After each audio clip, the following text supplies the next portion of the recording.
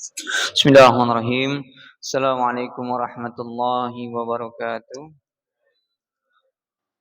Alhamdulillahirabbil alamin wassalatu wassalamu ala Rasulillah sayyidina wa maulana Muhammadin wa ala alihi wa sahbihi ajmain.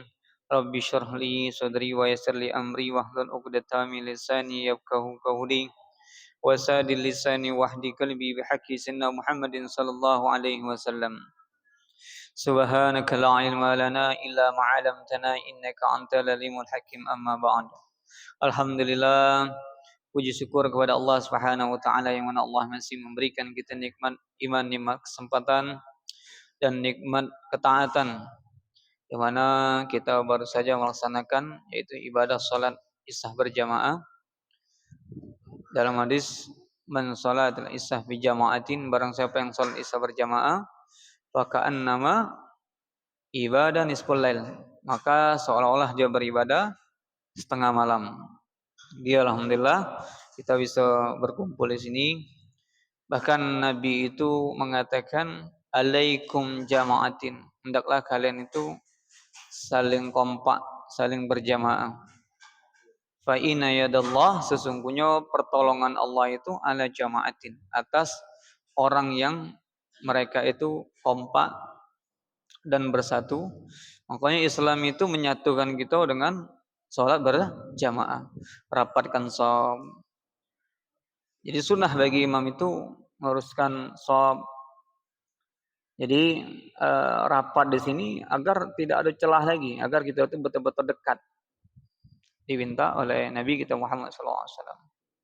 Dan orang yang shafnya tidak rapat, Allah akan memecahkan hatinya dari seseorang tersebut, artinya mudah terpecah belah.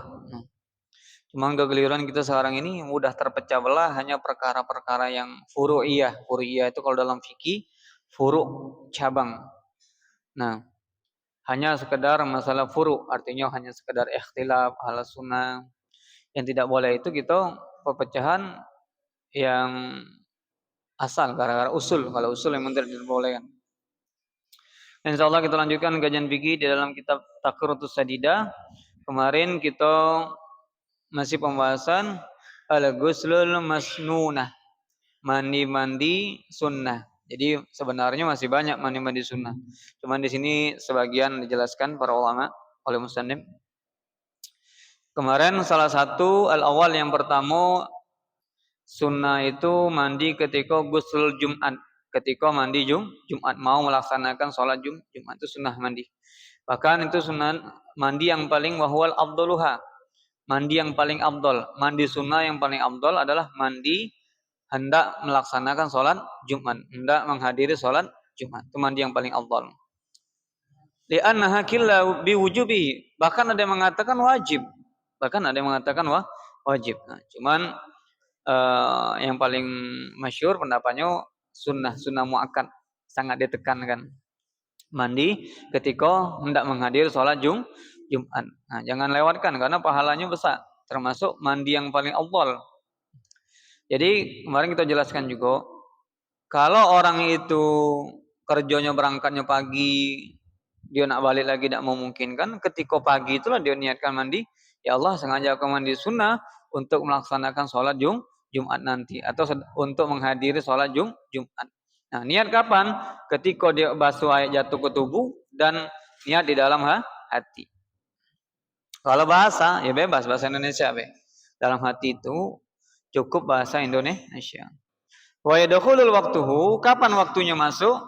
Bitulu'il fajar, ketika fajar dah datang. Nah, itu masuknya waktu, sudah boleh mandi. Wa khrujuhu waqtuhu, dan keluar waktunya kapan?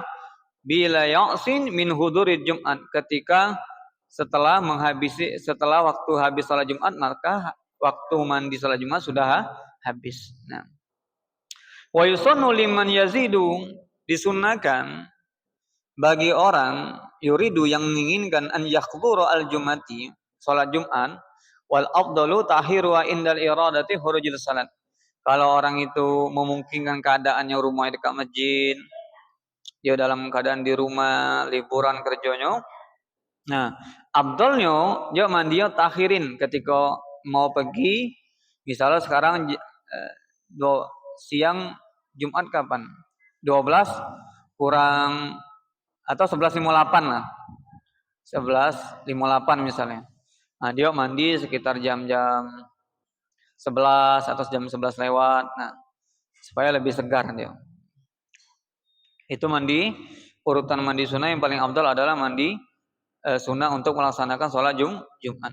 Cuman kalau ingat, kalau dia tidak berniat, tidak dapat pahala mandi. Cuman mandi jadi mandi mubah.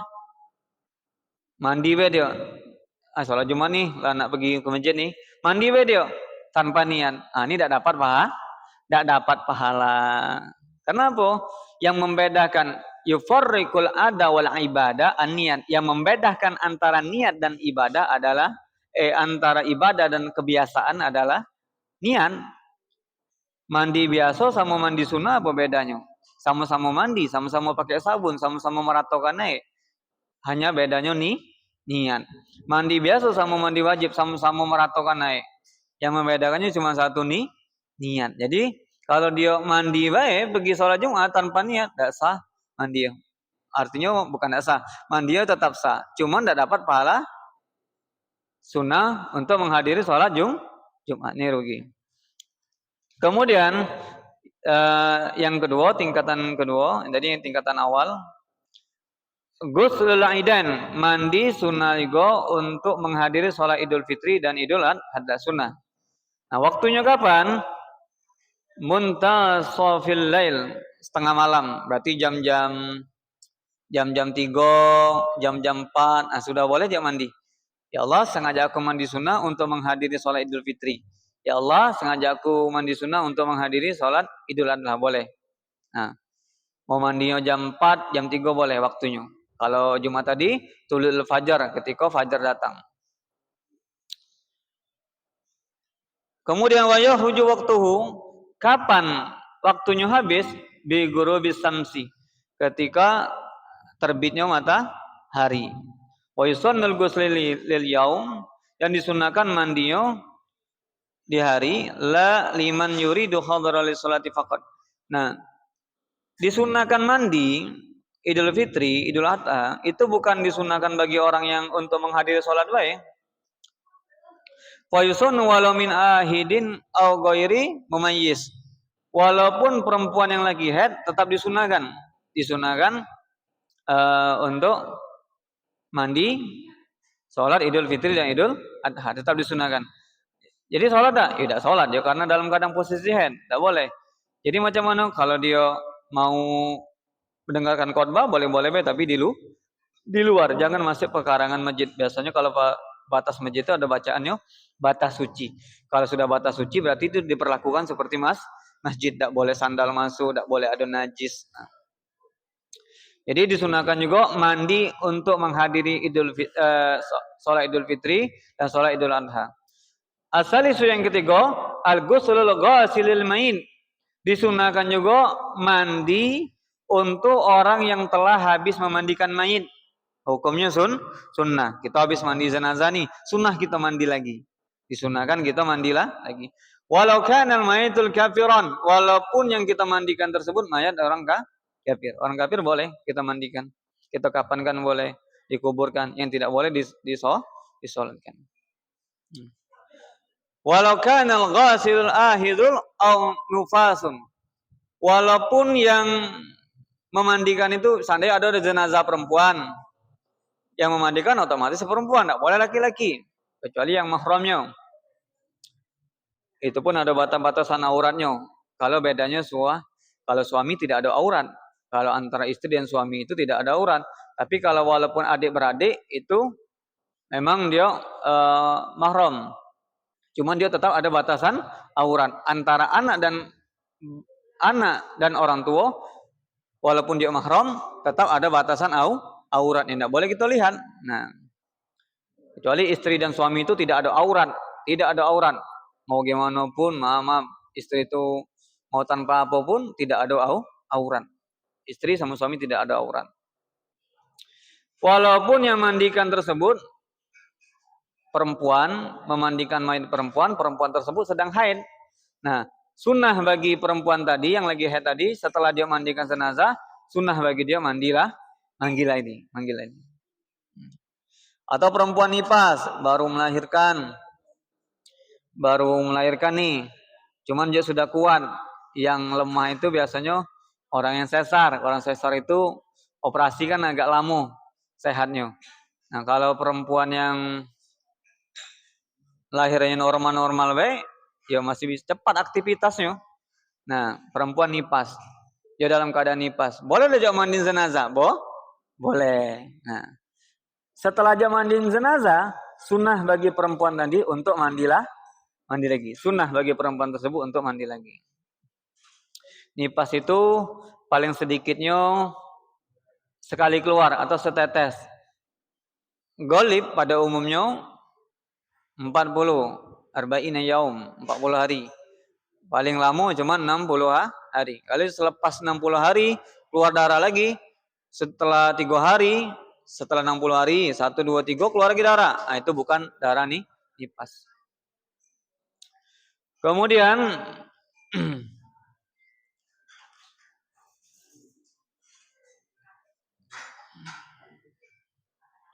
wa yadkhulul waqtuhu, kapan masuk waktunya? Bil faraghi minal ghusl main. Setelah selesai dia mandikan, mayit sudah selesai dimandikan, nah boleh dia untuk mandi. Cuman kadang kan biasanya dia langsung ngapain itu, ngapain. Nah, mungkin sudah selesai semuanya, setelah balik ke rumah baru dia mandi. Jadi sunnah bagi orang yang setelah memandikan mayit, sunnah bagi dia untuk mandi lagi. Makanya kita kadang sering kan, mandi dulu nih habis jenazah nih, mandi dulu nih. Sunnah hukumnya bagi orang yang telah memandikan mayit, sunnah untuk mandi. Kalau pernah juga ada pertanyaan, kalau perempuan itu ada orang yang meninggal dalam keadaan junub, bagaimana? Langsung kita mandikan jenazah atau kita mandikan junub lagi atau kita mandikan jenazah? Langsung kita mandikan jenazah, langsung mandikan tidak perlu. Begitu juga perempuan yang lagi haid atau yang sudah lepas dari haid, langsung dimandikan jenazah. Wa yakhruju waqtuhu, kapan keluar habis waktunya? Bil i'radi anhu, setelah berpaling, setelah mayat itu sudah selesai, baru habis waktunya. Kemudian arabi yang keempat, mandi sunnah yang keempat, ghuslul istisqa. Mandi istisqa, untuk salat istisqa. Salat istisqa ini salat yang minta hujan. Alhamdulillah lah kita jarang kemarau. Mungkin dulu pernah kemarau, waktu zaman-zaman kemarau dulu, pernah salat istisqa pada salat di Masjid Agung. Nah, itu yang memerintahkannya Amirul Mukminin atau pemerintah atau gubernur atau kepala daerah yang memerintahkan untuk salat istisqa. Nah, sebelum salat istisqa disunahkan mandi. Wa yadkhulu waqtuhu idza kana munfaridan indal iradi salat. Waktunya kapan masuknya? Ketika hendak melaksanakan kita melaksanakan salat istisqa nih kaki jam 8 di lapangan atau di masjid. Nah, sunnah dia mandi. Wa idza kanat sholati jamaatin inda ijtima' nas. Kalau salatnya jamaah, misalnya salat istisqanya dewean, boleh salat istisqa dewean boleh. Kapan sunnah mandi? Ketika dia mau salat. Kalau salatnya jamaah, besok kita salat minta hujan nih, salat istisqa di Nurul Hidayah nih, diumumkan orang.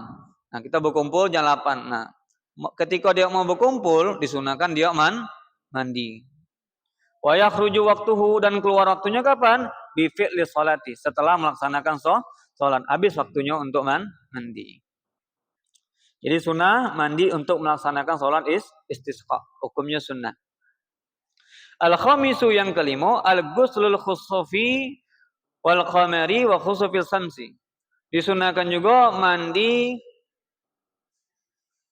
ketika untuk melaksanakan sholat gerhana matahari dan gerhana bulan. Nah, itu sunnah. Jadi biasanya kita sudah dapat kabar nih, misalnya nanti bakalan terjadi gerhana matahari, gerhana bulan nih jam 11 nih.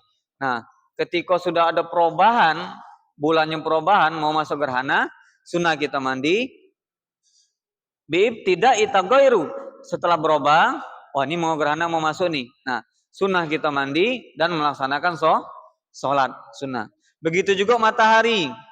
Tapi kan sekarang ini aman, teknologi udah canggih, berita sudah di mana-mana kabar. Sebelum gerhana matahari, besok ini sudah tersebar nih. Ahli ilmuwan sudah nyebari.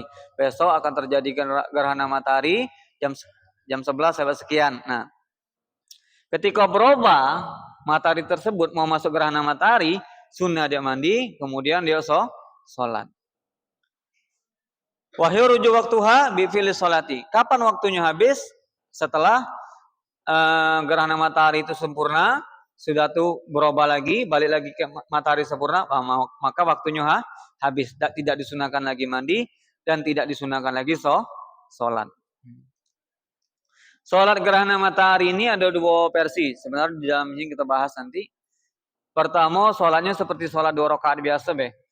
Ketika misalnya nanti malam kita mau sholat gerhana, nah, pas berubah kita nengok terang nih, mau berubah nih, mau masuk gerhana nih, nah, be uduk sholat kita usolli sholatan sunatan gerhana lillahi ta'ala 2 rakaat dalam hati, be. Allahu Akbar.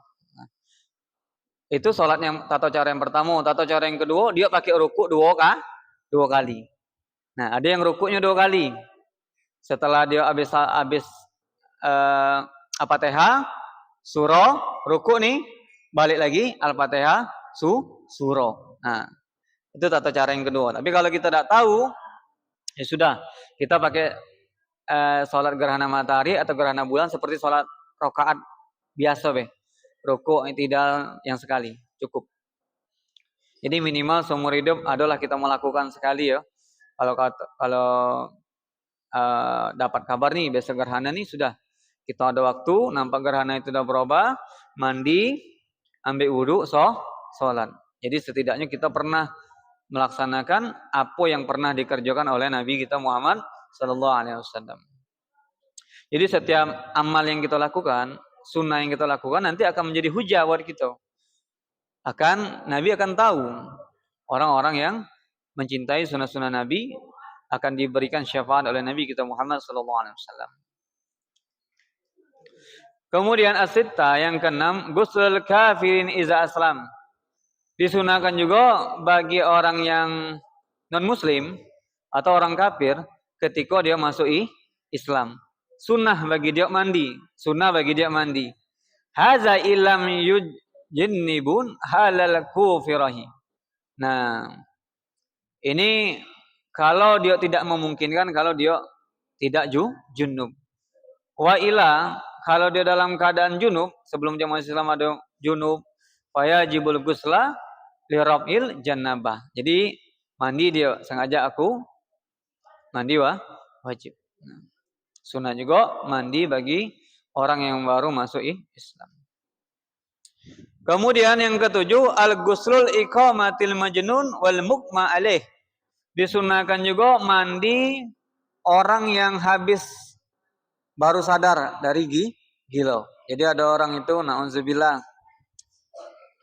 min zalik, dia stres. Nah, stres ketika dia sadar waras lagi, sunnah bagi dia mandi. Nah, wal mukma, dan bagi orang yang pingsan juga. Nah, habis pingsan sadar dia, sunnah bagi dia mandi. Dikauli al-Imam Asy-Syafi'i, karena kata Imam Syafi'i, qalla man junna ilal wa anzal. Sedikit bagi orang-orang yang gila, orang junun, kecuali mereka pernah anzal. Anzal itu keluar sperma. Berarti dia sering junub orang gila tersebut, tapi tanpa sadar. Nah, jadi sunnah bagi dia mandi.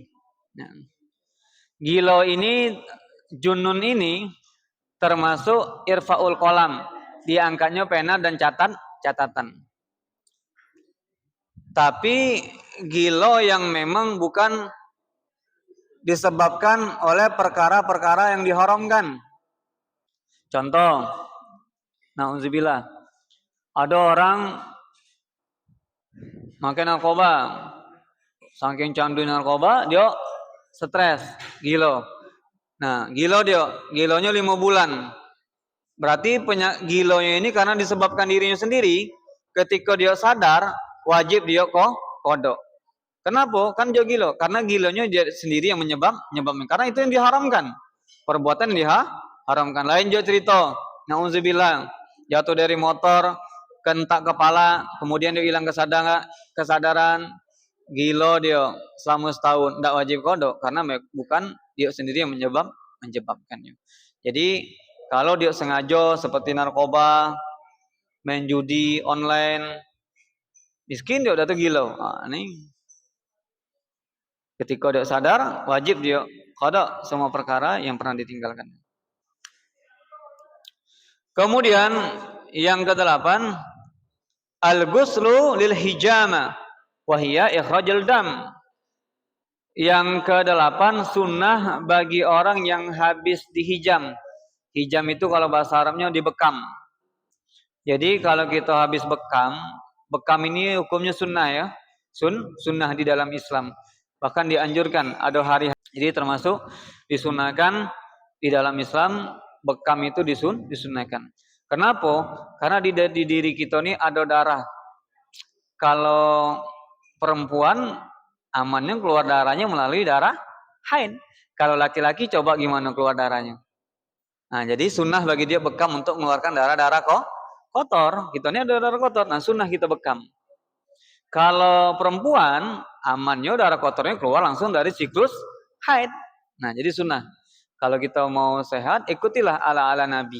Makan sedikit, berhenti sebelum kenyang. Udah laparnya baru makan. Kalau kita nih, kenapa kadang penyakit itu terlalu banyak datang? Perut masih kenyang, dihantam terus. Belum kenyang, belum berhenti. Na'udzubillah. Nah, itu menyebabkan penyakit. Dulu ketika ada dokter ketika di zaman Rasulullah, tabib itu bahasa Arabnya dokter. Beliau tugas di Mekah. Dia heran, tidak ada yang berobat. Yang kok sehat semua orang sini, tidak ada yang sakit, bingung dia kan. Kami pertama Senin Kamis puasa dan tidaklah kami makan kecuali kami dalam keadaan lapar. Dan kami akan berhenti sebelum kenyang. Jadi sehat, pola makan seperti ini sehat. Nah, kalau gitu makan kita emang sedikit, tapi sedikit-dikit makan.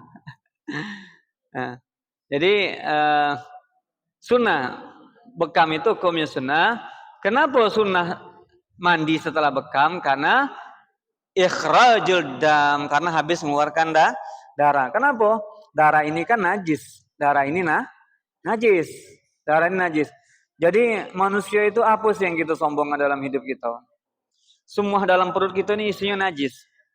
Kapan jadi najis? Ketika keluar langsung berubah jadi najis. Muntah itu najis, darah itu najis. Nanti di pembahasan bab sholat, salah satunya tidak boleh sholat dalam keadaan ada darah. Ada yang dimaafkan kalau sedikit. Kalau banyak tidak dimaafkan karena darah itu najis. Nah, jadi apa yang keluar dalam perut jadi najis. Keluar dari dubur dan dubur najis. Keluar dari muntahan dari perut hukumnya najis. Nanti dibahas lagi pembahasan masalah air liur.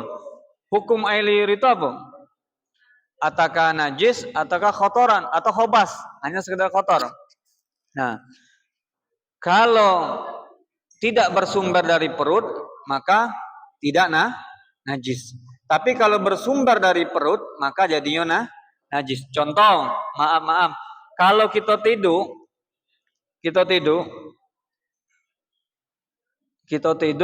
kadang perut kita di atas, kepala kita di bawah. Tadi kita tolak di dalam kitab, salah satu ulama mengatakan, dan tidurnya terlalu pulas yang tidurnya. Kemudian dia keluar dari air mulutnya. Nah, ketika keluar itu berbau baunya beda. Jadi bau yang keluar dari cairan yang keluar dari mulut ini sama dari perut itu berbeda. Kalau dari perut itu baunya, itu namanya muntah. Nah, itu kalau tidur tidak sadar. Nah, kalau dia tidur, air liur yang keluar dari perut tadi memenuhi bajunya, kemudian dia langsung wudu, nah berarti dia sholat bajunya tadi bawa lumuran muntahan. Nah, kalau sekedar air ludah tidak najis. Nah, kalau yang tidur ini kita tidak tahu kadang perutnya lebih tinggi daripada kepalanya. Nah, otomatis kadang dari perut keluar, itu baunya berbeda tuh biasanya. Baunya berbeda. Nah, kalau habis bekam sunah mandi tersebut karena kalau kita habis keluar darah itu dalam keadaan lemas. Habis bekam itu mungkin siapa yang pernah bekam merasakan, nah, kalau sudah banyak darahnya keluar akan tubuhnya lemas. Nah, besok paginya baru segar. Nah, kalau dia mandi jadi segar dan membersihkan daripada bekas-bekas darah yang di punggung. Jadi sunnah habis bekam disunahkan mandi. Yang ke-9 al-ghuslu li dukhulil masjid. Sunnah mandi bagi orang yang mau masuk masjid. Jadi kita mau sholat, mau ke masjid nih, sunnah untuk mandi. Jadi kalau mau ke masjid, sunnah untuk mandi. Jadi kalau ulama-ulama terdahulu itu setiap mau sholat mandi, setiap mau sholat mandi. Nah, luar biasa. Saking mereka beradab kepada Allah Subhanahu wa Ta'ala. Bayangkan kita kadang nemui pergi kondangan kita luar biasa nyetelnya, mandi pakai parfum, baju ini, ngadap Allah tak mandi kadang. Terbalik gitu kadang.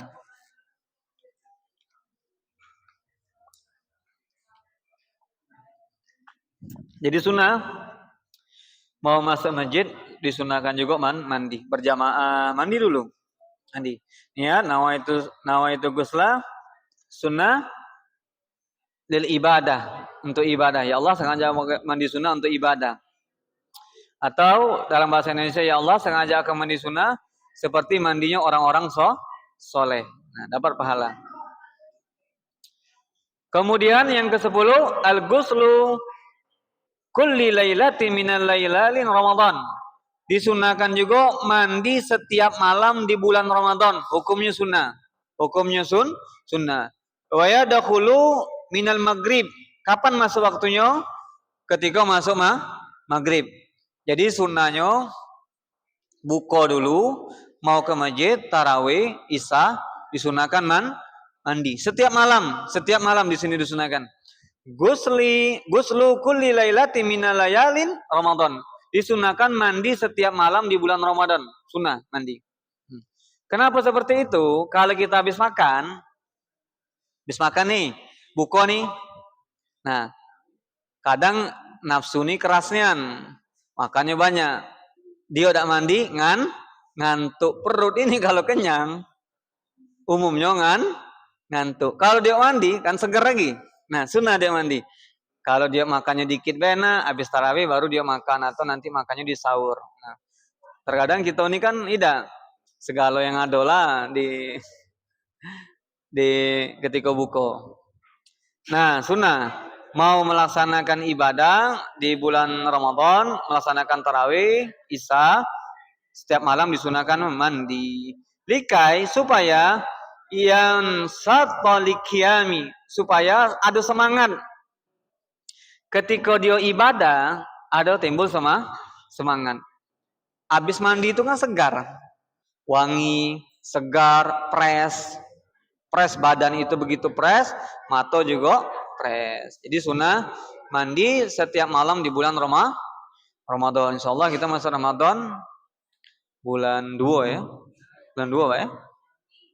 Bulan 2 ya. Nah, tidak lama lagi. Nah, kita persiapkan mudah-mudahan kita masuk di bulan Ramadan sampai di bulan Ramadan. Amin ya rabbal alamin. Ihda asyara yang ke-11 aghsalul hajja wal umrah. Disunahkan juga mandi bagi orang yang haji dan umrah. Ketika dia mau haji dan umrah disunahkan mandi.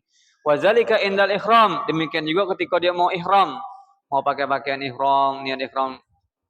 Wadakhulil Makkah, ketika dia masuk Mekah disunahkan mandi. Mau masuk Mekah nih sunnah bagi orang itu mandi. Wal wuqufi bi Arafah, ketika wukuf di Arafah ini bagi yang haji. Nah, wukuf di Arafah, sunnah dia mandi. Wat tawaf, sebelum dia mau tawaf sunnah juga mandi. Waramyil jimar, ketika merempel jumroh. Sunahkan juga mandi. Wal mu'taman, yang mutaman annahu la yusannul ghuslu lil mabit. Ada pendapat yang mutaman, tidak disunahkan mandi bagi orang yang mabit di Musdalifah, tidak disunahkan. Lil qurbihi min ghusl wuqufi bi Arafah, karena waktunya dekat antara mabit Musdalifah itu dan wukuf di Arafah itu dekat. Jadi mandio langsung di kapar sama ketika wukuf di Arafah. Jadi pendapat yang mutaman yang ketika mabit di Musdalifah tidak disunahkan mandi. Tapi kalau dia mau mandi ketika mau mabit Musdalifah, boleh weh. Mabit itu nginap di Musdalifah. Nah, boleh weh, sunnah. Artinya dia keluar daripada khilaf. Yang ke-12, syani asyara al-ghuslu li hulil Madinah Rasulullah sallallahu alaihi wasallam. Yang ke-12, sunnah bagi orang yang mau masuk ke Madinah. Mau di Madinah. Jadi ketika kita mau masuk Madinah, sunnah bagi kita mandi. Ya kalau tidak mandi ya tidak ada berdosa. Cuma kalau dia mandi dapat pahala karena mau masuki kotanya Rasulullah sallallahu alaihi wasallam. Sunnah mandi. Yang ke-13, salah syaisyara al-ghuslu li khuduri ay majma'in khairin lil muslim. Yang ke-13, sunnah orang itu mandi untuk menghadiri perkumpulan yang baik, perkumpulan kaum muslimin. Mau hadir majelis nih, sunnah mandi. Banyak manfaatnya. Kenapa? Pertama, segar. Kedua, badan kita fresh. Ketiga, jadi wangi. Keempat, menghilangkan rasa kantuk. Karena kalau sudah ngaji itu mulai setan niupkan. Mulai ngantuk. Nah, makanya majelis itu kadang dikasih kopi supaya tidak ngantuk, ngopi dulu.